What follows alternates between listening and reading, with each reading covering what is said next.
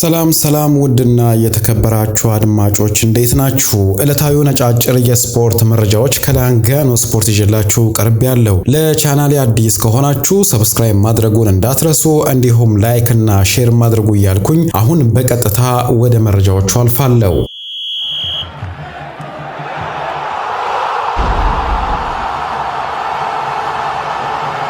ከሊቨርፑል ጋር በተያያዘ እየተወሩ ያሉትን መረጃዎች በማየት የምንጀምር ነው የሚሆነው። ጃረል ኳንዛ ለባየር ሊቨርኩሰን ለመፈረም ተስማምቷል። በሁለቱ ክለቦች መካከልም ሙሉ ስምምነት ላይ እንደተደረሰ ታውቋል። ባየር ሊቨርኩሰኖች ለተጫዋቹ ዝውውር 30 ሚሊዮን ፓውንድ ቀጥተኛ ክፍያና 5 ሚሊዮን ፓውንድ ደግሞ በአዶንስ መልኩ የሚከፍሉ ይሆናል። ተጫዋቹም ታዲያ እስከ 2030 የሚያቆየውን ኮንትራት ከባየር ሊቨርኩሰን ጋር የሚፈራረም ይሆናል። ሊቨርፑሎች ይህንን ተጫዋች ወደፊት መልሰው መግዛት የሚችሉበትን ክሎዝ ወይንም ደግሞ ስምምነትም በተጫዋቹ ኮንትራት ውስጥ ማካተታቸው ነው የተገለጸው። ተጫዋቹ አሁን በክለቡ ያለው ኮንትራት እስከ 2029 ወይንም ደግሞ እስከ 2030 ያቆየው ነበር። ነገር ግን ተጫዋቹ በመጨረሻም በቋሚነት ተሰልፎ መጫወት ስለሚፈልግ ወደሚፈልጉት ባየር ሊቨርኩሰኖች ተዘዋውሯል ወይንም ደግሞ ለመዘዋወር ሙሉ ስምምነት ላይ ደርሷል። የሕክምና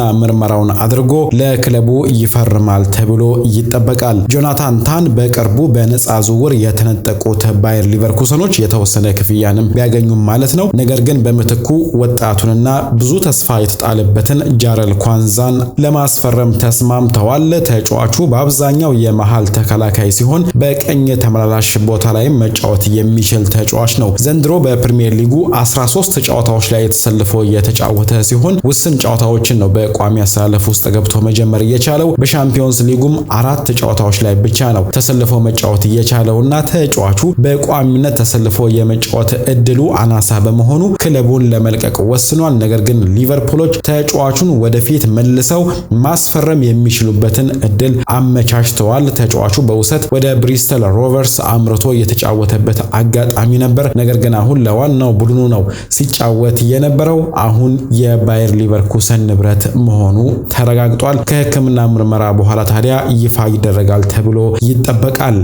እዚሁ ከተከላካይ መስመሩ ጋር በተያያዘ ታዲያ አሁን ሊቨርፑሎች ፊታቸውን ወደ ማርክ ጌይ ያዞራሉ ተብሎ ይጠበቃል። ነገር ግን ከተጫዋቹ ጋር በተያያዘ በቀላሉ ተጫዋቹን ያስፈርሙታል ተብሎ እንደማይጠበቅ ነው የተገለጸው። ተጫዋቹ የ1 ዓመት ኮንትራት ብቻ ስለሚቀረው ክሪስታል ፓላሶች ለመሸጥ ስለሚፈልጉ ዋጋውን ለመቀነስም ፍቃደኛ እንደሚሆኑ ነው የሚጠበቀው። ባለፈው ክረምት እስከ 70 ሚሊዮን ፓውንድ ሲጠይቁበት ነበር። አሁን ግን በ45 ሚሊዮን ፓውንድ ይለቁታል ተብሎ ይጠበቃል። የ24 ዓመቱ ማርክ ጌይ ዘንድሮ 34 የፕሪሚየር ሊግ ጨዋታዎች ላይ ተሰልፈው መጫወት ችሏል። ክለቡ የኤፍኤ ካፕ ዋንጫን ሲያሸንፍም ታዲያ የክለቡ አምበል ነበር። 44 ጨዋታዎችን ነው በሙሉ ለክለቡ ማድረግ የቻለው። ለብሔራዊ ቡድኑም በቋሚ አሰላለፍ ውስጥ ተሰልፎ መጫወት የቻለ ተጫዋች ነው። ይሁንና ተጫዋቹ የ1 ዓመት ኮንትራት ብቻ ስለሚቀረው ተቻኩሎ ክለቡን እንደማይለቅና ለሱ ለሚመጥን ክለብ ብቻ እንደሚፈርምም ነው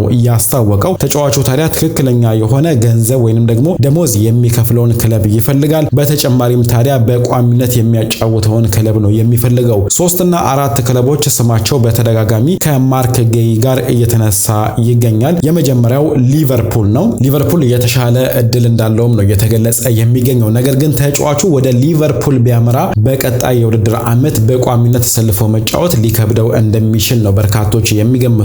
ምክንያቱም ቨርጂል ቫን ዳይክ እና ኢብራሂማ ኮናቴ የመጀመሪያ ተመራጭ ተጫዋች ይሆናሉ። ጃረል ኳንዛ የለቀቀበት ምክንያትም ያ ነው የሚሆነው። ስለዚህ ማርክ ጌይ ተፎካክሮ በቋሚ አሰላለፍ ውስጥ ለመግባት ካልሆነም እድሉን ለመጠባበቅ በማመን ወደ ሊቨርፑል መዘዋወር እንደሚኖርበት ነው የተገለጸው። ከሊቨርፑል በተጨማሪ አርሰናልም የተጫዋቹ ፈላጊ ነው። በአርሰናል ቤት ውስጥም ታዲያ 2 ወሳኝ የሚባሉ የመሃል ተከላካይ ተጫዋቾች አሉ፣ ዊሊያም ሳሊባ እና ጋብሪኤል ማጋሌሽ። ስለዚህ እነዚህን ሁለቱን ተጫዋቾች ሰብሮ መግባት ከባድ ነው የሚሆነው። ተፎካክሮ ወደፊት እድል ለማግኘት እርግጠኛ ከሆነ ብቻ ወደ አርሰናል መዘዋወር እንደሚኖርበትም ነው በርካቶች እየገለጹ የሚገኙት። በአርሰናል ቤት ውስጥ አንድ ማወቅ የሚያስፈልገው ነገር ደግሞ የመሃል ተከላካይ ሆነው አሁንም በተመላላሽ ቦታ ላይ እንዲጫወቱ እየተደረጉ ያሉ ተጫዋቾች አሉ። ዩሪየን ቲምበር እንዲሁም ሪካርዶ ካላፊዮሪ እነዚህ ተጫዋቾችም የመሃል ቦታ ላይ የሚጫወቱ ተጫዋቾች ናቸውና ምናልባት ማርክ ጌይ አርሰናልን ላይመርጥ ይችላል፣ ሊቨርፑልን ሊመርጥ ይችላል የሚሉ መረጃዎችም አሉ። ቸልሲም የተጫዋቹ ፈላጊ እንደሆነ ተገልጿል። እንዳጠቃላይ ግን ማርክ ጌይ ውሳኔውን ከማሳወቁ በፊት እንደሚያስብበትም ነው የተገለጸው። ከአርሰናል ጋር በተያያዘ እየተወሩ ያሉትን መረጃዎች ደግሞ እንመልከት። ከቤንጃሚን ሼስኮ ጋር በተያያዘ አሁን አርሰናሎች ተስፋ መቁረጣቸው ነው እየተገለጸ የሚገኘው። ተጫዋቹ ከፍተኛ የሆነ ደሞዝ በመጠየቅ ላይ ይገኛል። አርሰናሎች ይህንን ከፍተኛ የሆነ ደሞዝ ለመክፈል ፍቃደኞች አይደሉም፣ ዝውውሩን ሊያቋርጡት ይችላሉ የሚሉ መረጃዎች ናቸው በስፋት በመውጣት ላይ የሚገኘው። ዴሊ ኤክስፕረስ ይዞት የወጣው መረጃ እንደሚያመላክተው ከሆነ አርሰናሎች ቤንጃሚን ሼስኮን ለማስፈረም ሲያደርጉት የነበረውን ጥረት ሙሉ በሙሉ አቋርጠው ወደ ቪክቶር ዮኬሬሽ ለመዞር ተዘጋጅተዋል ሲል ገልጿል። ተጫዋቹ ታዲያ ከፍተኛ የሆነ ደሞዝ እየጠየቀ ይገኛል። ይህንን አርሰናሎች ለመክፈል ፍቃደኛ አይደሉም ሲል ነው የገለጸው። እንዳጠቃላይ ተጫዋቹ የውል ማፍረሻ አለው ወይም ደግሞ የተጫዋቹ ዋጋ እስከ 100 ሚሊዮን ዩሮ ከፍ ይላል ተብሎ ነው የሚጠበቀው። ዘንድሮ በሁሉም ውድድሮች 45 ጨዋታ ላይ ተሰልፎ የተጫወተው ቤንጃሚን ሼስኮ 21 ጎሎችን አስቆጥሮ 6 ጊዜ አሲስት ማድረግ ችሏል። የአርሰናል ዋነኛው ተመራጭ ተጫዋችም እንደሆነ ነው የተገለጸው፣ ወይንም ደግሞ የመጀመሪያ ኢላማቸው እንደሆነ ነው የተገለጸው። ይሁንና በደሞዙ ምክንያት አሁን ተጫዋቹን ለማስፈረም እያደረጉት ያለውን ጥረት በማቋረጥ ወደ ቪክቶር ዮኬሬሽ ሊዞሩ እንደሚችሉ የተገለጸው። አንዳንድ ሚዲያዎች እንደውም ቪክቶር ዮኬሬሽ ወደ አርሰናል ይዘዋወራል በማለት ነው እየዘገቡ የሚገኙት። የቤንጃሚን ሼስኮ ጉዳይ ሙሉ በሙሉ እንደተቋረጠና አርሰናሎች ፊታቸውን ወደ ቪክቶር ዮኬሬሽ እንዳዞሩ ነው እየገለጹ የሚገኙት። ተጫዋቹ ዘንድሮ ታዲያ በርካታ ጎሎችን ነው ማስቆጠር የቻለው። በ52 ጨዋታዎች 54 ጎሎችን አስቆጥሯል። 13 ጊዜ ደግሞ አሲስት ማድረግ ችሏል። የውል ማፍረሻ ቢኖረውም በስምምነቱ መሰረት ከውል ማፍረሻው ባነሰ ዋጋ ክለቡ ሊለቅ እንደሚችል ነው የተገለጸው። ከዚህ ጋር በተያያዘ የተጫዋቹ ወኪልና የክለቡ ፕሬዝዳንት መጋጨታቸውም እየተገለጸ ይገኛል። ነገር ግን ተጫዋቹ ወደ አርሰናል መዘዋወር ስለሚፈልግና ቅድመ ሁኔታዎችን ስለማያስቀምጥም አርሰናሎች አሁን ፊታቸውን ወደ ቪክቶር ዮኬሬሽ ሊያዞሩ ይችላሉ ተብሎ ይጠበቃል። ሌላኛው ከአርሰናል ጋር በተያያዘ ከትላንት ጀምሮ በዳግም በአዲስ መልኩ እየተወራ ያለው የኖኒ ማዱዊኬ ጉዳይ ነው። በእርግጥ የኖኒ ማዱዊኬ ጉዳይ ባለፉት ሳምንታት ውስጥም ሲወራ ነበር። ነገር ግን አሁን አርሰናሎች ፊታቸውን ወደ ኖኒ ማዱዊኬ ሊያዞሩ እንደሚችሉ ነው እየተገለጸ የሚገኘው። ምክንያታቸው ደግሞ ኒኮ ዊሊያምስ ወደ ባርሴሎና ለመዘዋወር ተስማምቷል። ከሮድሪጎ ጋር በተያያዘ ደግሞ የተጫዋቹ ደሞዝም በዝውውሩ ላይ እንቅፋት ሊሆን ይችላል የሚል ስጋት ነው ያለው። በዚህም መሰረት ፊታቸውን ወደ ኖኒ ማዱዊኬ ለማዞር መዘጋጀታቸው እየተገለጸ ይገኛል። ቢሆንም ግን አርሰናሎች በቀላሉ ተጫዋቹን ያገኙታል ተብሎ አይጠበቅም። ቸልሲዎችም እስካሁን ባለው ሁኔታ ተጫዋቹን ሙሉ በሙሉ ለገበያ እንዳላቀረቡት ነው የተገለጸው። ዘንድሮ 43 ጨዋታዎችን በሁሉም ውድድሮች ላይ ተሰልፎ የተጫወተው ኖኒ ማዱዊኬ 11 ጎሎችን አስቆጥሮ 5 ጊዜ አሲስት ማድረግ ችሏል። በአብዛኛው የቀኝ ክንፍ ተጫዋች ስለሆነ ለቡካዮ ሳካ ተፎካካሪም ይሆናል ተብሎ ነው የሚጠበቀው። የ23 ዓመቱ ኖኒ ማዱዊኬ አሁን ላይ በትራንስፈር ማርኬት 40 ሚሊዮን ዩሮ የተገመተ ተጫዋች ነው። የአርሰናሉ ተከላካይ ዩሪየን ቲምበር ክለቡ በርካታ ተጫዋቾችን እንደሚያስፈርም ተናግሯል። ከክለቡ የክረምት እንቅስቃሴ ጋር በተያያዘ ጥያቄ የቀረበለት ዩሪየን ቲምበር ባለፈው ዓመት በጉዳት ምክንያት ብዙ ተቸግረን ነበር፣ እንደውም አንዳንድ ቦታ ላይ የምናሰልፈው ተጫዋቾች ራሱ ጠፍተው ነበር ሲል ነው የገለጸው። ስለዚህ በዚህ በክረምት የዝውውር መስኮት በርካታ ተጫዋቾች ወደ ክለቡ እንደሚመጡ ሰምቻለሁ ሲል ነው የተናገረው። አርሰናሎች እስካሁን ምንም አይነት ተጫዋች ባያስፈረሙም በዝውውር ገበያው ላይ ግን እንቅስቃሴ በማድረግ ላይ ይገኛሉ። የማርቲን ዙቢሜንዲ ጉዳይ እንደተጠናቀቀ ነው በርካቶች እየተናገሩ የሚገኙት። ከዛ በተረፈ ግን ከአጥቂ መስመሩ ጋር በተያያዘ እንቅስቃሴዎች ይደረጋሉ ተብሎ ይጠበቃል።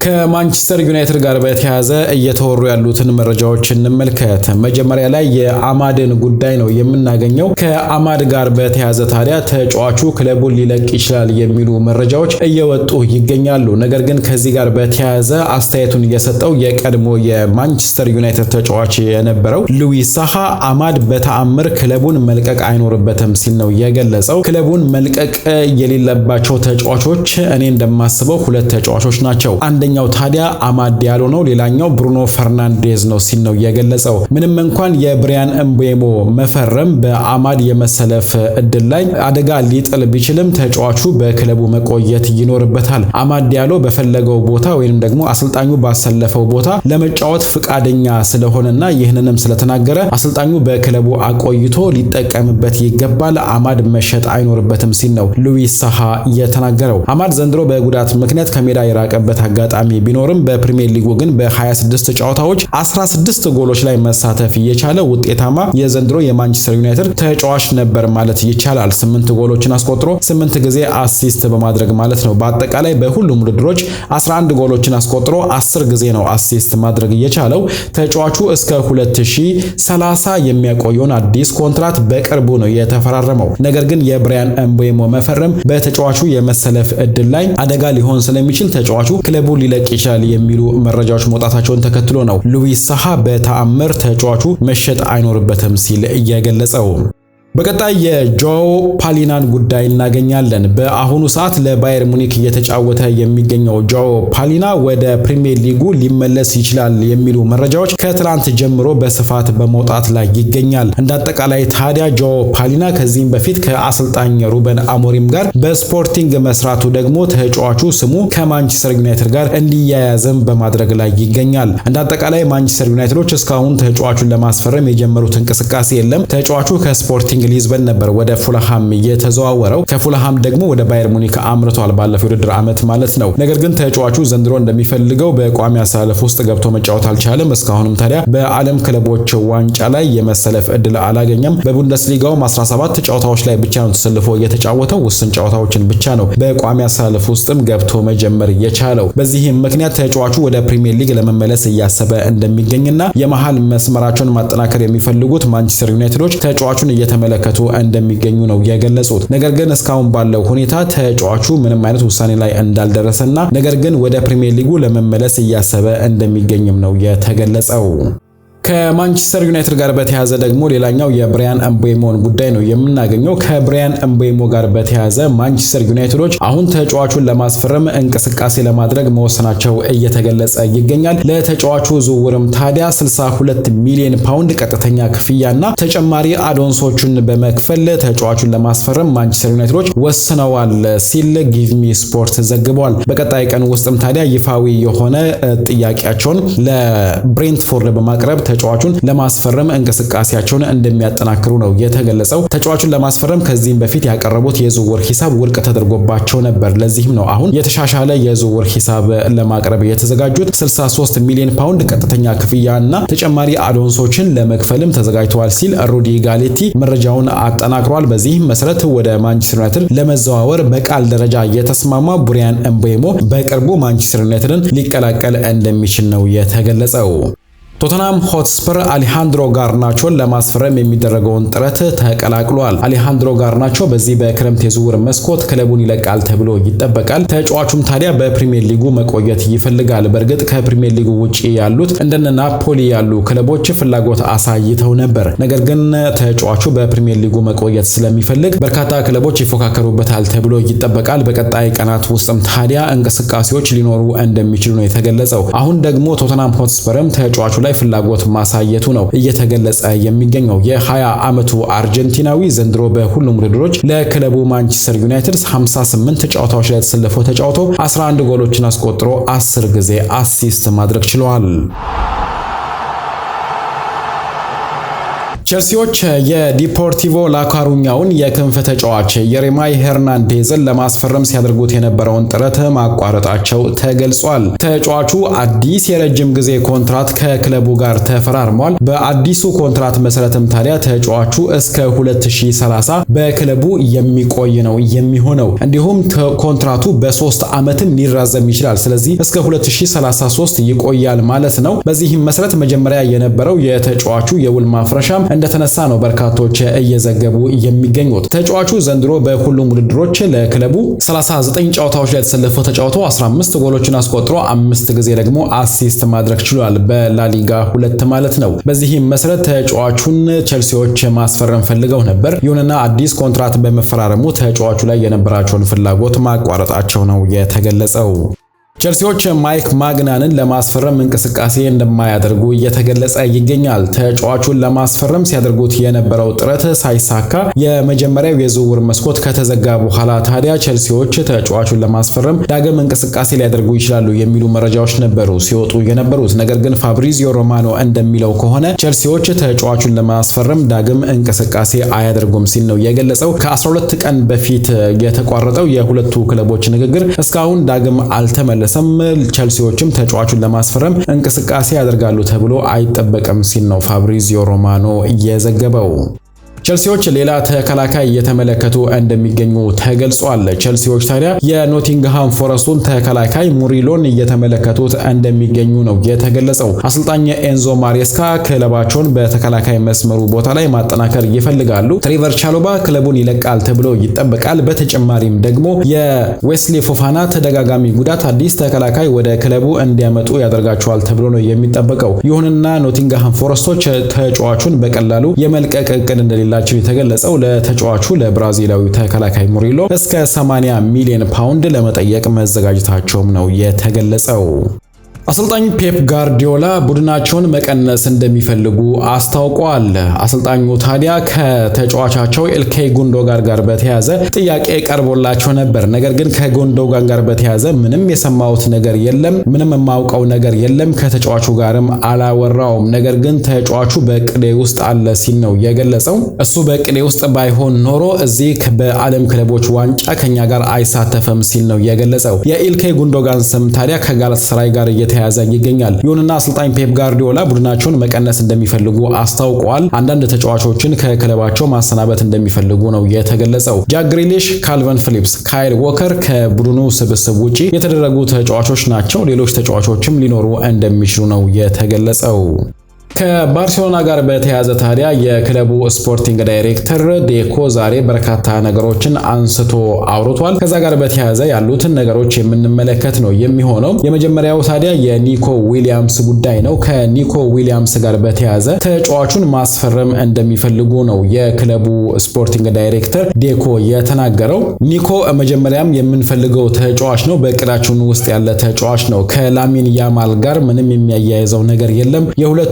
የሁለቱ ተጫዋቾች ጓደኝነት ተጨማሪ ግብአት ይሆነናል። ነገር ግን ተጫዋቹን መጀመሪያም የምንፈልገው ተጫዋች ነው። እሱን ለማስፈረም ጥረታችንን እናደርጋለን። ተጫዋቹ ወደኛ መምጣት እንደሚፈልግ አስታውቋል። ይህ ለኛ መልካም ዜና ነው። ነገር ግን ተጫዋቹን የምናስፈርምበትን መንገድ እናመቻቻለን ሲል ነው የገለጸው። ልክ እንደ ሌሎቹ ተጫዋቾች ተጫዋቹን ምን ማድረግ እንዳለብን መጀመሪያ ማወቅ ይኖርብናል ሲል ነው ዴኮ የተናገረው።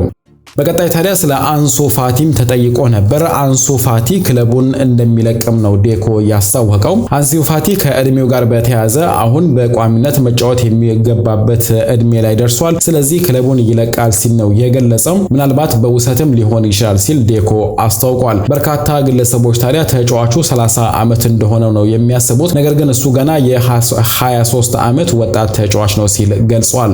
ከፍራንኪ ዲዮንግ ጋር በተያያዘም የተጫዋቹን ኮንትራት ማራዘም እንደሚፈልጉና ተጫዋቹም እዛው በባርሴሎና መቀጠል እንደሚፈልግ ነው ያስታወቀው። ዴኮም እንዳጠቃላይ ከተጫዋቹ ጋር በተያያዘ ያለውን ነገር በደንብ አጣርተን ተጫዋቹን ማስፈረም ከቻልን እናስፈርማለን ሲል ነው የገለጸው። የ1 ዓመት ኮንትራት ስላለን በቂ ጊዜም አለን ሲል ተናግረዋል። ከቴር ሽቴገን ጋር በተያያዘ ከግብ ጠባቂው ጋር በተያያዘም ታዲያም ጥያቄ ቀርቦለት ነበር ዴኮና ሲመልስም ስለ ቴር ሽቴገን ምንም ያወራውት ነገር የለም የኔ ስራ ክለቡን መገንባት ነው። አሰልጣኙ የሚፈልገውን ተጫዋቾች ማምጣትና ክለቡን ማደራጀት ነው። ተጫዋቹን ስለማጫወት የሚጨነቀው አሰልጣኙ ነው ሲል ነው ዴኮ የመለሰው። ስለዚህ ተጫዋቾችን በቋሚ አሰላለፍ ውስጥ ገባላችሁ እያልኩኝ አላስፈረምም። እኔ አሰልጣኙ ሲጠይቀኝ ብቻ ተጫዋቾቹን ወደ ክለቡ አመጣለሁ። ከማርክ አንድሬ ተር ሽቴገን ጋር በተያያዘም ታዲያ እንነጋገራለን ሲል ነው የገለጸው።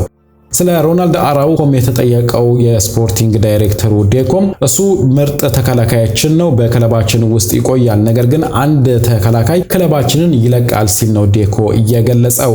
ከኒኮ ዊሊያምስ ጋር በተያያዘ ታዲያ አንድ አስገራሚ መረጃ በማህበራዊ ሚዲያ ላይ እየተንቀሳቀሰ ይገኛል። ዜኒት ሴንት ፒተርስበርግ የተባለው የሩሲያ ወይንም ደግሞ የራሺያ ክለብ ተጫዋቹን ወይም ደግሞ ባርሴሎናዎች ኒኮ ዊሊያምስን እንዲያስፈርሙ የእርዳታ ገንዘብ መለገሱን ነው በርካቶች አሁን እየተቀባበሉ የሚገኙት። በቲክቶክ አካውንት ላይ ዜኒት ሴንት ፒተርስበርግ በመግባት በባርሴሎና የቲክቶክ አካውንት ላይ ማለት ነው ኒኮ ዊሊያምስን እንድታስፈርሙት ነው ሲል ስጦታ ለባርሴሎና ልኳል። በርካቶችም ታዲያ ባርሳዎች ተጫዋቹን ማስፈረም ባለመቻላቸው ገንዘብ እያፈላለጉ ይገኛሉ በማለት ነው የጠየቁት። በኋላ ላይ ታዲያ ዜኒት ሴንት ፒተርስበርግ በእንግሊዘኛ አካውንቱ ላይ ይህንን ገንዘብ ለምን እንደሰጡትም ዳግም መረጃውን አጋርቶ ምክንያቱንም አስቀምጧል። ማልኮምን ሰታችሁን ነበር፣ እኛም እናንተን ማገዝ ፈልገናል ሲል ነው በኋላ ላይም